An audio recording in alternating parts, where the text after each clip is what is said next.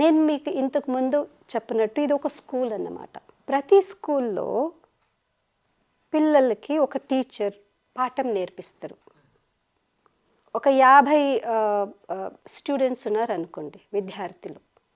Teacher వాళ్ళకందరికీ ఒకేలా నేర్పిస్తారు. అందులో కొంతమంది డిస్టింక్షన్లో పాస్ అవుతారు, కొంతమంది ఫస్ట్ క్లాస్లో పాస్ అవుతారు, కొంతమంది ఫెయిల్ అయిపోతారు. కరెక్ట్. ఇప్పుడు ఇదంతా దీనికి కారణము టీచరా, పాఠమా, స్కూలా, లేదు విద్యార్థుల వ్యక్తిగత విద్యాలయం మీద ఉండే ఆ పాఠం మీద ఉండే శ్రద్ధ, దీనికి ఎవరు బాధ్యత? So it's individual. అలాగే ఈ స్కూల్లో కూడా కొంతమంది బాగా చదువుకుంటారు, కొంతమంది అటు ఇటు ఉంటారు.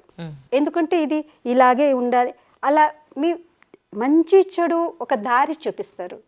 ఆ దారిలో నడవాలా వద్దా అనేది ప్రతి ఒక్క వ్యక్తిగత నిర్ణయం. కరెక్ట్. సో ఇక్కడ కొంతమంది అక్కడ ఉంటూ వాళ్ళకి బ్యాలెన్స్ చేసుకోలేకపోయేటప్పటికి అక్కడికి వెళ్ళిపోతారు.